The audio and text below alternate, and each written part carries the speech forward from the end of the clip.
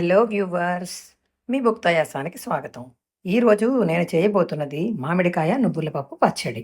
దీనికి కావలసిన పదార్థములు: నువ్వుల పప్పు 100 గ్రాములు, మామిడికాయ హాఫ్ కప్పు, పులుపు ఎక్కువగా ఉంటే తగ్గించుకోవచ్చండి.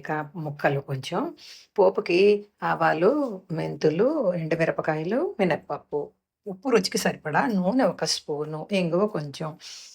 ఒక మూకుడు పెట్టుకొని, నూనె వేసుకొని, అందులో ఆవాలు, మెంతులు, మినప్పప్పు, ఎండుమిరపకాయలు వేసుకొని, పోపుని బాగా ఎర్రగా వేగనివ్వాలండి. వేగాక ఆ పోపులో ఇంగువ కూడా వేసుకోవాలండి. సగం ఎండుమిరపకాయలు తీసి మిక్సీ జార్‌లో వేసుకొని, దానిలో నువ్వుల పప్పు, అలాగే పచ్చి మామిడికాయ ముక్కలు తరుక్కున్నవి, ఉప్పు, అలాగే పసుపు వేసుకుని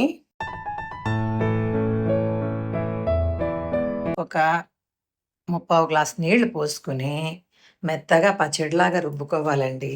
ఆ రుబ్బుకున్న పచ్చడిని ఒక కప్పులోకి తీసుకొని దానిపైన పోపు వేసుకొని కలుపుకుంటే పుల్లని చక్కని మామిడికాయ నువ్వుల పప్పు ఆరోగ్యకరమైన పచ్చడి 5 నిమిషాలలో రెడీ అండి.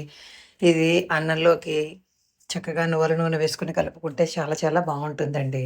నా వీడియో మీకు నచ్చినట్లయితే సబ్స్క్రైబ్ చేసి, షేర్ చేసి, లైక్ చేయండి. Thank you.